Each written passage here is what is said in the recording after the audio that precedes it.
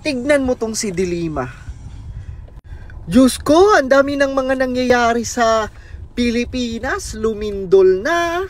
May bomba nang nangyayari dun sa Amarawi.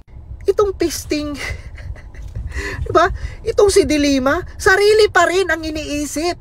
Basahin natin. Dilima is suing bloggers that degraded her as a woman. The charges could include libel, cyber libel, defamation, slander, and assault to honor, said former Senator Laila De Lima, who was granted bail last month after almost 7 years in detention at Camp Crame for drug-related charges filed against her during the previous administration.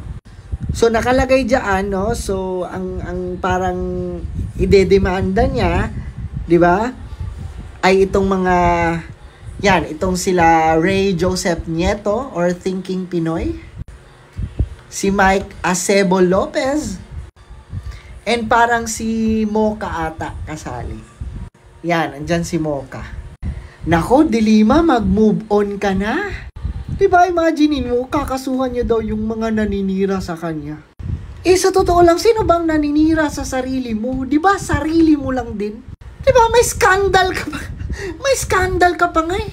Ikaw mismo ang nagpapahiya sa sarili mo. Tapos ngayon, kung ano-ano na naman ang mga, diba, talagang you want revenge. Diba, ngayon pa talaga na tingnan nyo naman ang nangyayari ngayon sa Pilipinas. Tapos dumagdag ka pa. Iisipin mo pa yung mga, Diyos ko, talagang ang target nitong si Dilima, mga lods, is magiganti. Diba yan talaga yung gusto niya, yung makapagiganti siya sa mga Duterte, no? Makapagiganti siya sa mga against sa kanya. And for your information, ikaw mismo ang nagde-degrade, no, sa pagkababae mo. Wala na talaga, mga lods, no? Gantihan na lang talaga. Gantihan na lang ang nangyayari. Kasi alam ko, hindi yan titigil hanggat sa hindi yan makakaganti.